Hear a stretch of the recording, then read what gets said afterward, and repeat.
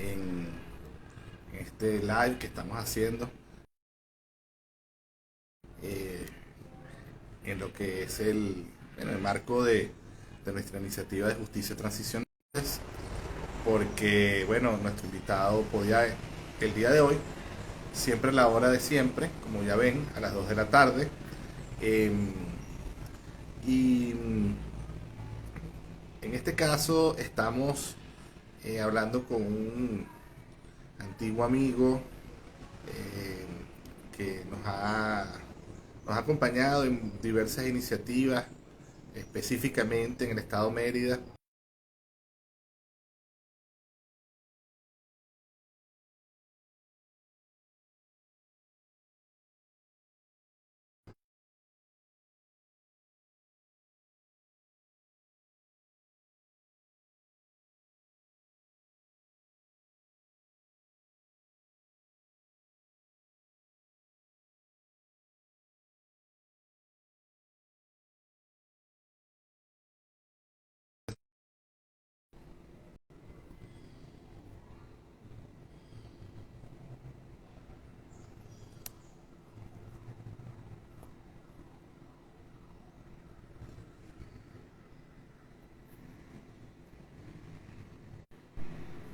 Bueno, de nuevo, gracias a todos por unirse a esta conversación el día de hoy, nuestra acostumbrada conversación sobre temas de justicia transicional.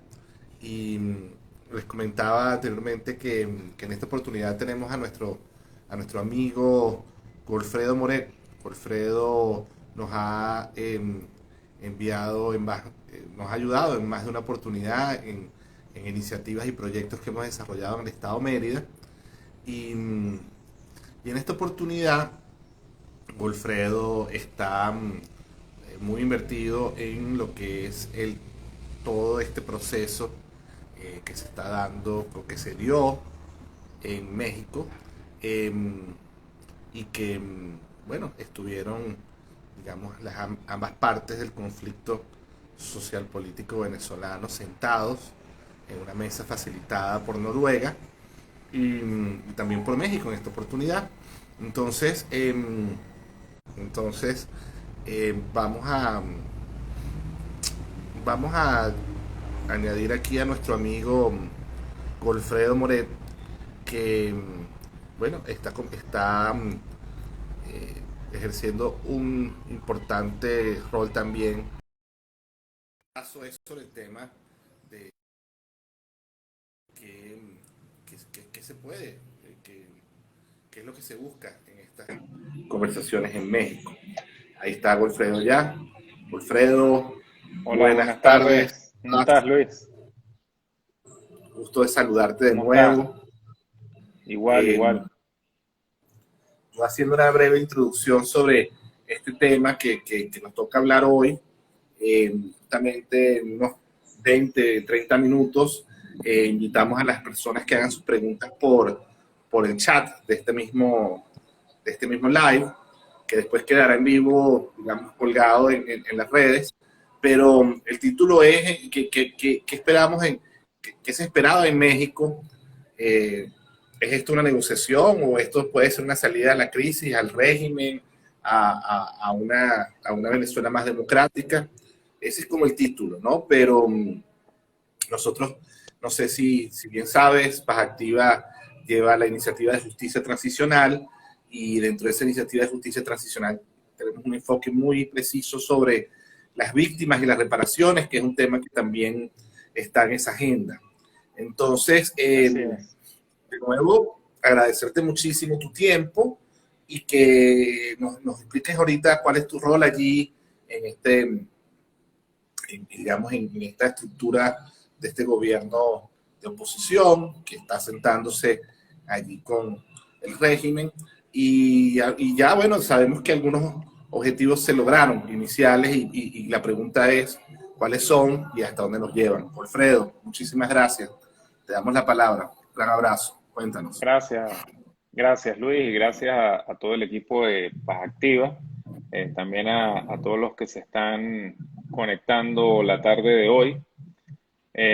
Bueno, para empezar con el rol que yo cumplo dentro de la presidencia encargada, yo soy el director de Relaciones Institucionales y precisamente trabajo con todo lo que es el tema de la sociedad civil, de las fuerzas vivas, los gremios, los sindicatos, el movimiento estudiantil, las universidades, eh, en fin, todo lo no partidista, o lo que tiene que ver con el resto de las fuerzas vivas en el país, pues precisamente es con quienes yo estoy trabajando y con quienes hemos además construido y socializado la idea del acuerdo de salvación nacional. Esto antes de que el presidente Guaidó lo planteara, hace un par de meses. Ya veníamos desde enero trabajando esta propuesta, la habíamos presentado a, por ejemplo, las federaciones del magisterio, de los maestros, lo habíamos hablado también con partes de las centrales de trabajadores, lo hemos hablado también con el movimiento estudiantil, lo hemos hablado con la iglesia, es decir, hemos presentado no solamente el tema del acuerdo o de la negociación como un mecanismo de salida, sino también el tema de la presión internacional, el tema de la calle, el tema de la presión interna, el tema de la ayuda humanitaria y sobre todo el de la unidad política, el de fortalecer la interlocución, porque bien sea para cualquier mecanismo internacional, bien sea para presión interna, bien sea para un esquema de negociación, bien sea para lograr ayuda humanitaria, que han sido como esos 5 pilares que hemos identificado para poder lograr unas elecciones libres y una salida política, pues es importante fortalecer la interlocución y la unidad de los factores políticos que hoy están representados en esta mesa de negociación. Esta mesa de negociación, obviamente, hay factores como el de los alacranes, quienes tienen secuestradas las tarjetas de los partidos políticos de la plataforma unitaria. Pues bueno, se dicen que porque ellos no los incluyen, que es que la oposición está dividida. Y la verdad es que no hay ningún tipo de división en la oposición, porque quienes de verdad somos oposición al régimen, quienes de verdad estamos en la alternativa democrática, estamos todos representados en las diferentes visiones que tengamos ahí en esa mesa de negociación.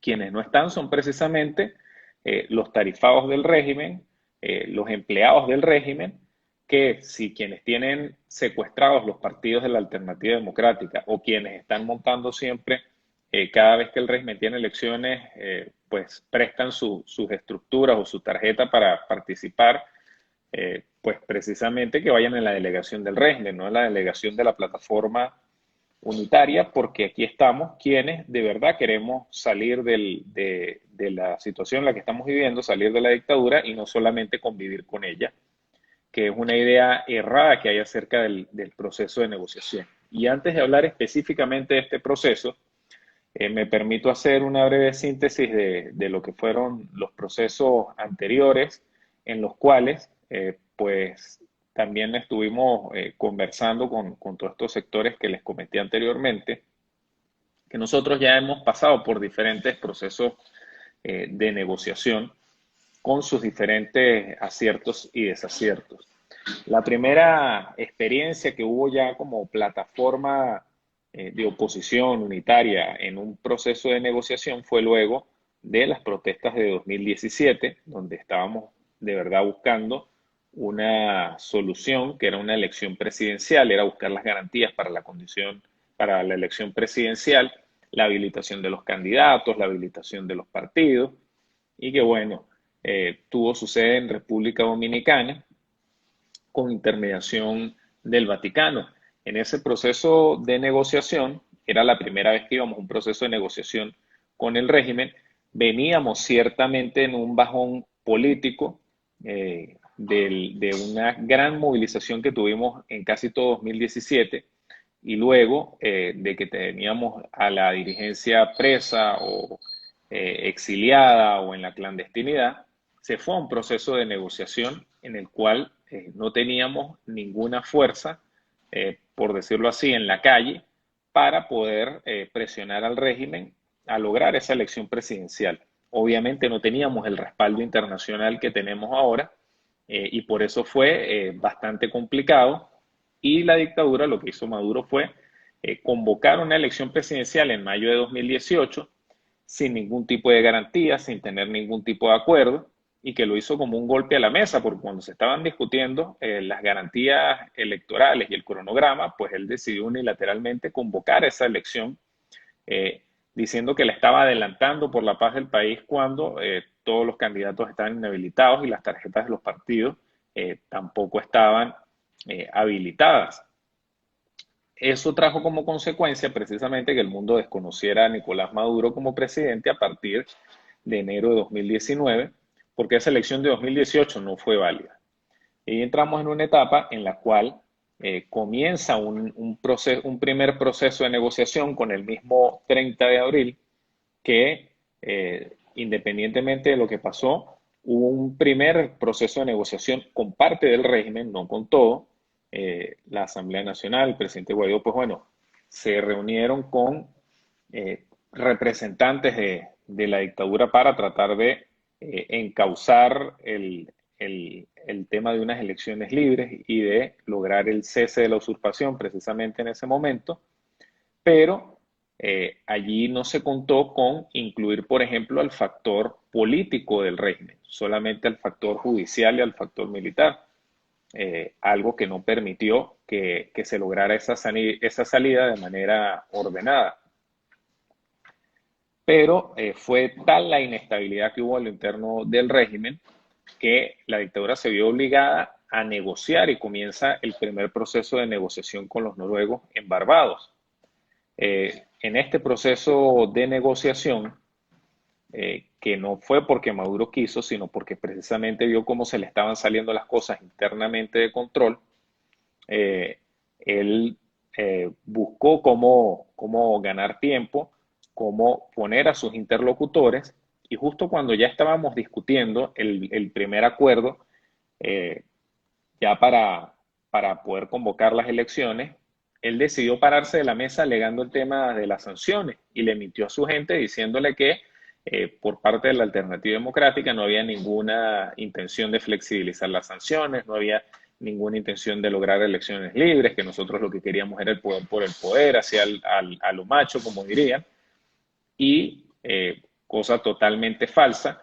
Luego el presidente Guaidó fue quien hizo público el acuerdo en el cual él había planteado que él se iba a separar de la presidencia encargada, que Maduro renunciara a la presidencia que estaba usurpando y que se nombrara una junta de gobierno que fuera presidida por el alto mando militar para convocar elecciones en 6 meses. Obviamente, cuando a lo interno del régimen pues se supo eso, hubo bastante conmoción, ¿no? Y luego, bueno, comenzaron con lo que fue la Operación Alacrán, diciendo, bueno, que vamos a quitarle el control de la Asamblea a Juan Guaidó, cosa que no fue posible. El mundo no reconoció ese evento que convocaron para tratar de sustituir a la legítima Asamblea Nacional. Luego, al final de ese año, perdón, a principio de año comienza también el tema de la pandemia, lo cual frenó bastante lo que fue el tema de la movilización popular. Y bueno, se vienen a convocar esta Asamblea Nacional que preside, o este intento de Asamblea Nacional que preside Jorge Rodríguez, como una manera de quebrar también el apoyo internacional, cosa que no fue posible. Y bueno, ya después empezaron a vender mentiras como que, bueno, es que con el presidente Biden, si Trump pierde, nos van a quitar las sanciones, nos van a dejar de perseguir, y eso pues se demostró que es totalmente falso. Luego de la juramentación de Biden como presidente de los Estados Unidos, siguió el respaldo internacional a Juan Guaidó, siguió el respaldo internacional a la Asamblea Nacional, no solamente por Estados Unidos, sino por el resto de los países libres del mundo. Y hago estos antecedentes para que veamos por qué nos encontramos acá. Obviamente, la manera de uno encontrar una salida a este tipo de crisis políticas, la manera más idónea en la cual se pueden hacer las transiciones de manera más ordenadas es a través de elecciones y a través de una negociación, que esa negociación permita lograr las condiciones electorales, que esa negociación permita garantías para ambas partes y sobre todo garantías de que estos acuerdos se van a cumplir por el bien del pueblo venezolano. Ahora, ¿qué diferencia este proceso de negociación a los demás? Bueno, primero, el respaldo internacional que se tiene, un respaldo internacional nunca antes visto para resolver el tema de la negociación, voluntad de las partes. Ya es imposible que Maduro pueda usar este tema de la negociación como algo para ganar tiempo, porque se ha visto en la necesidad de incluir negociadores fuera de su círculo cercano, lo cual pues hace que sea más difícil pues mentir a lo interno, ¿no? Lo tercero es que hay una agenda que es pública, que es de 7 puntos, y estos 7 puntos son los únicos que se van a, pues a discutir en todo lo que va a ser el tema de la negociación, y la negociación va a ir en función de eso. ¿Cuáles son estos 7 puntos? Bueno, los derechos políticos para todos, las garantías electorales y el cronograma electoral para unas elecciones libres, el levantamiento de sanciones y restauración de derechos activos, el respeto al Estado constitucional de derecho, la convivencia política y social, es decir, la renuncia a la violencia y precisamente un tema que están trabajando ustedes, la reparación a las víctimas de la violencia que ha ejercido el Estado sobre la ciudadanía, la protección de la economía nacional y las medidas de protección social al pueblo de Venezuela. Y por último, pues como es de suponerse, las garantías de implementación y seguimiento para la verificación de lo que se haya acordado. Ya han habido 2 rondas. En la primera ronda se acordaron estos 7 puntos, se presentaron las delegaciones y fue ese primer acercamiento. Ahorita en esta nueva ronda de negociaciones se llegaron a 2 acuerdos importantes. El primero es con respecto al tema humanitario, poniendo especial énfasis en las vacunas, pero eh, incluyendo todo lo que es la ayuda humanitaria, desde medicinas, comida, infraestructura, hospitales, en fin. Todo lo que la dictadura ha negado durante estos 2 años y medio para proteger al pueblo venezolano, pues ya lo está aceptando que hay una crisis humanitaria, está aceptando que hace falta apoyo internacional e inspirado en la Mesa Técnica Nacional de Vacunación, eh, que podría decirse que es el único espacio de encuentro que había entre el régimen y el gobierno encargado y la Asamblea Nacional, era por el tema del COVID y de cómo acceder al mecanismo COVAX. Pues bueno, precisamente inspirada en esa mesa, se está creando esta mesa nacional de atención, esta mesa social, esta mesa de atención de ayuda humanitaria. Y el segundo punto que se discutió es precisamente el tema de la defensa de la soberanía y del Esequibo.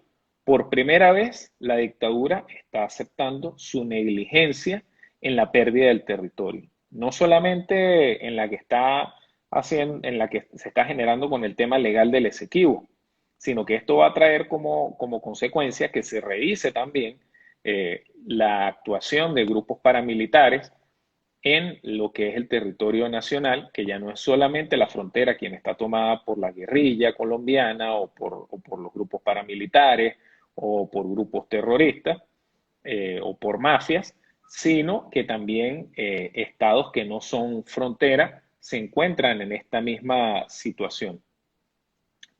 Otro detalle importante con este tema de la negociación y de lo que se discutió en esta segunda oportunidad es que el régimen está tratando de demostrar su buena fe con el tema humanitario porque hay algo que ellos quieren, que es acceder al Fondo Monetario Internacional. Y para acceder al Fondo Monetario Internacional y al Banco Mundial, para tener crédito, precisamente deben tener un gobierno confiable, deben tener un sistema jurídico confiable y además todos los organismos multilaterales de este tipo les han dicho que deben o reconocer al gobierno encargado o tener una negociación con el gobierno encargado para poder acceder a estos fondos.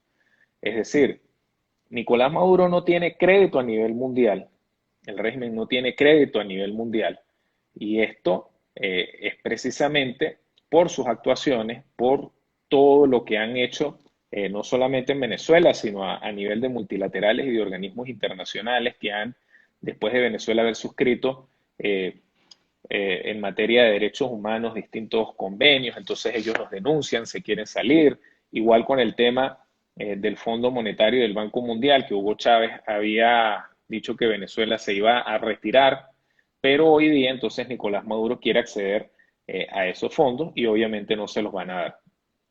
Total, que es parte de la presión que tiene el régimen para negociar, para encontrar una salida, no es solamente la que le están ejerciendo nuestros aliados, sino es precisamente la que tienen a lo interno, porque para poder solventar cualquier tipo de crisis para el país, así como para su gente, o para hacer o para acceder a cualquier tipo de fondo, es necesario que cambien el modelo político y que comiencen a generar confianza en el país. Y esto solamente va a ser posible luego de que en Venezuela tengamos unas elecciones libres, justas, transparentes y verificables. Alfredo, te quería, bueno, primeramente gracias porque, bueno, explicaste mucho digamos, de esa ruta que han tenido para llegar a este punto, ¿no? Porque es una de las cosas que quiero que de repente respondas, porque muchas de las personas ven todos estos procesos y dicen, bueno, pero ¿qué hemos logrado, no? Hemos logrado pareciera que hemos logrado muy poco o que estamos logrando las cosas a pequeños pasos, ¿no? Y algunos se preguntan por qué no hay mayor celeridad en esa transición, ¿no? Eh, Obviamente todos coincidimos con el tema de la ayuda humanitaria y el tema de la pandemia. Eso parece que eso es digamos, un lugar común que podemos estar todos de acuerdo, tanto el gobierno como la oposición. Y por último, también nos parece que hay coincidencia en otros temas. Yo quería, por ejemplo, ya, bueno, como tú bien decías, de esta ronda de negociaciones salió digamos, ese acuerdo de la ayuda humanitaria, del tema de las vacunas, que creo que podemos coincidir todos, el tema de territorial con la Guayana Esequiba, que también podemos coincidir todos, pero entonces están los temas que tú bien decías, que han sido complicados y que digamos, se han dado de forma que nadie ha querido, que es el tema electoral, que obviamente la salida electoral es la que todos queremos, nadie quiere una salida violenta ni drástica, digamos de la diatriba política y social que vivimos en estos momentos, pero la pregunta es, bueno, ¿cuáles son esos próximos pasos? Ya sabemos cuál es la agenda de las próximas conversaciones. Esa agenda está más vinculada, supongo yo, a lo que quieren ver las personas, mayores resultados en la transparencia de las elecciones, en un proceso electoral que pueda abrir un poco el panorama político del país. Y yo quisiera también decir que en esos puntos el tema de la reinstitucionalización de ciertas partes, digamos, del Estado, que son las que han fallado, ¿no? En muchas cosas. Por supuesto, desde Paz Activa y el tema de la justicia, queremos ver, por supuesto, reparación. Primero, reconocimiento de las víctimas, de todas las víctimas, y ver qué podemos hacer en un futuro para que esas víctimas obtengan algún tipo de justicia y reparación. Les recuerdo a todos que pueden hacerle preguntas a Golfredo a través de ese chat que está dentro del live. Golfredo, de nuevo, danos unas respuestas muy precisas sobre estos temas. Bueno, con el tema de la justicia transicional, obviamente, y de la reparación a las víctimas, nosotros vamos a estar en contacto con todo lo que son las organizaciones no gubernamentales y los defensores de derechos humanos, precisamente para abordar este tema. Nosotros tenemos previstos precisamente en la dirección en la que yo estoy comenzar unas mesas de trabajo en todos los estados para tocar distintos temas que puedan ayudar a fortalecer la negociación y darle a nuestros negociadores una visión más amplia acerca de lo que el país espera de la negociación. Entre esos, el tema de la justicia transicional, en los cuales, pues bueno, los vamos a estar invitando a ustedes también en la Mesa Nacional y al resto de los defensores de derechos humanos con los que hemos tenido siempre contacto. Y bueno, los demás temas, pues se van a ir avanzando en las reuniones subsiguientes. Hay que saber que estos temas de las negociaciones no son tan rápidos como uno quisiera. Pero no es un tema de un diálogo que simplemente se va a hablar de las cosas y ya, sino que al ser una negociación hay una agenda clara, no se puede salirse de esa agenda y se deben discutir todos los temas, porque lo que sí les queremos decir a todos es que o nosotros logramos un acuerdo integral o no logramos nada. Es decir, no es solamente atención a la emergencia humanitaria, es que hay que lograr elecciones libres. No es solamente la elección libre, es que hay que lograr justicia para las víctimas y para todos los venezolanos. Y no es que solamente hay que tener justicia, es que también tenemos que lograr la reactivación económica. Es decir, nosotros tenemos que lograr un acuerdo no para resolver el problema de los políticos, sino para resolver el problema de todos los venezolanos. El tener elecciones, pero el ir mejorando nuestra calidad de vida e ir viendo mejoras sustanciales a medida que vamos logrando la elección y no solamente lograrlas después de la elección. Precisamente el tema de la negociación es ir abonando el terreno para todo esto. Y con respecto al tema de las condiciones electorales, obviamente la dictadura ha convocado un evento electoral para el 21 de noviembre. Eso no es el tema principal de la negociación, ni es un tema lateral, porque nosotros no estamos buscando el respaldo del mundo, no estamos buscando el respaldo de la comunidad internacional y tratando de encontrar una salida para tener unos gobernadores y unos alcaldes, que si bien son importantes, que si bien son necesarios y son parte del cronograma electoral que estamos buscando y que estamos pidiendo, pues no es la solución completa. Nosotros lo que queremos discutir son cronograma electoral y condiciones electorales, no solamente para regionales y municipales, sino para legislativas, con una nueva Asamblea Nacional que resuelva el problema del legislativo que hay en el país y con una elección presidencial sobre todo, porque estamos convencidos que si no cambiamos de sistema, que si no cambiamos de modelo, no solamente de gobierno, sino de sistema político, si no reinstitucionalizamos el país, no va a ser posible salir de la terrible situación en la que estamos los venezolanos y la que ha forzado que más de 5 millones de personas se encuentren como refugiados o como exiliados en todo el mundo. Una de las cosas que estaba leyendo hoy, ya habiendo tenido estos primeros resultados de estas negociaciones, el mismo Nicolás Maduro hablaba sobre la corrupción, ¿no? sobre cómo cómo el régimen también busca su justicia, ¿no? Busca, de alguna manera, me imagino que procesar a algunos de los actuales, digamos, protagonistas de esta negociación.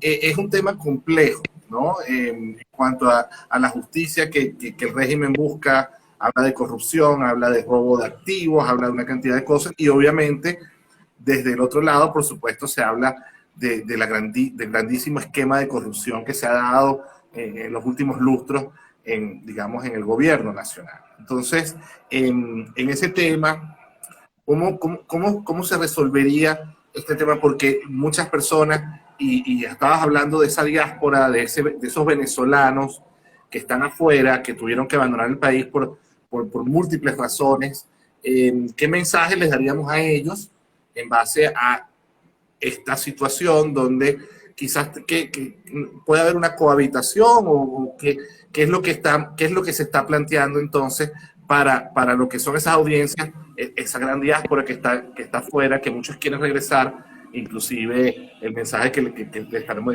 dando aquí a los venezolanos con este proceso de negociación?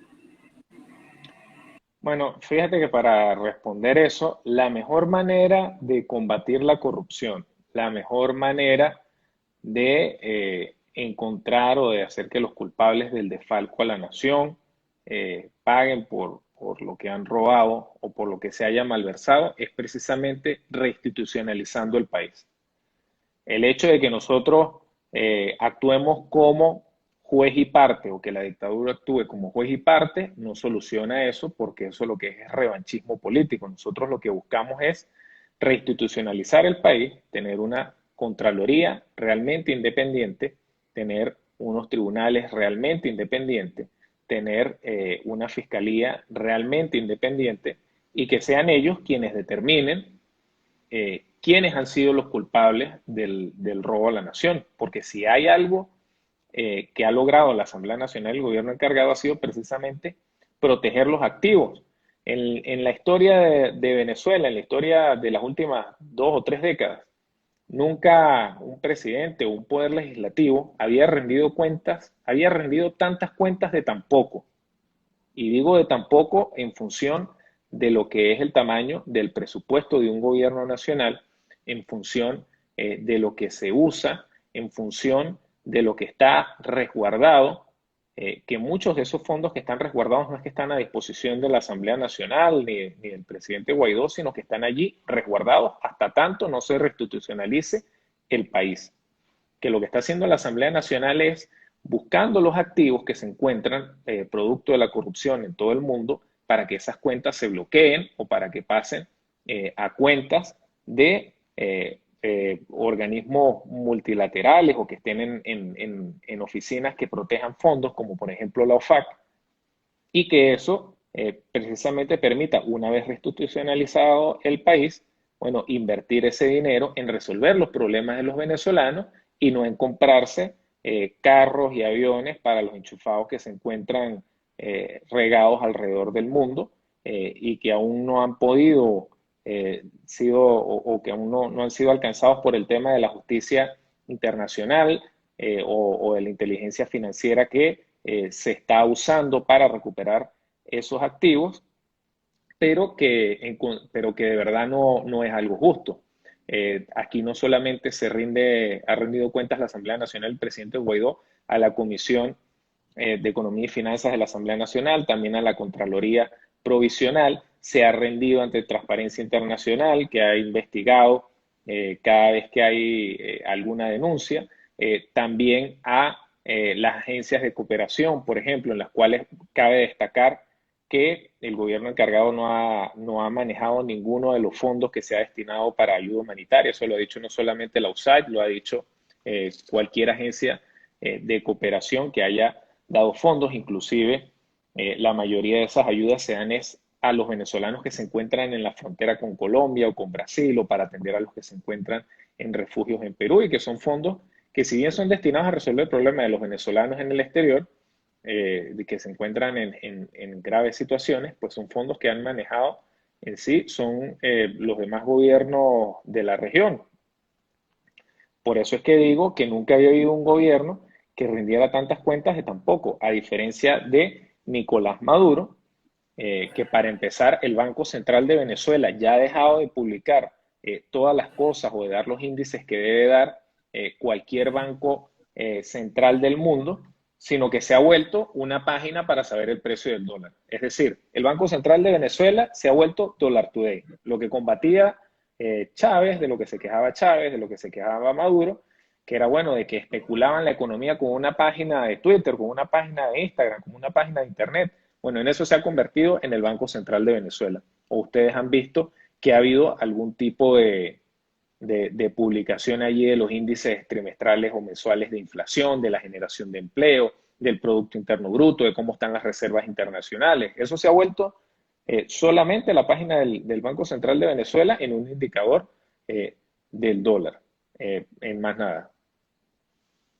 Una cosa que ya para ir terminando nuestra conversación, y creo que es importante que los que están escuchando tengan un sentido de esto, es que tú ibas hablando un poco de toda esta ruta que nos ha llevado a la negociación de hoy del 2021 y hablabas de una ruta que empezaba en el 2017 prácticamente, ¿no? Eh, la pregunta es, ¿qué marco referencial de tiempo podrías estar manejando tú o podrías comunicar a todos los venezolanos de cuánto tiempo estamos hablando? Porque ya han pasado desde el 2017 al 2021 4 años, ¿verdad? Y todavía faltan todos estos puntos por negociar que son importantes. ¿Qué crees tú que pueda suceder en el corto, mediano y largo plazo para lo que es bueno, sin ser ningún mago ni tener ninguna bola de cristal, pero cuál sería ese mapa de ruta en tiempos para que muchos de los venezolanos no se desesperen frente a una solución de repente que esperan que pueda ser inmediata?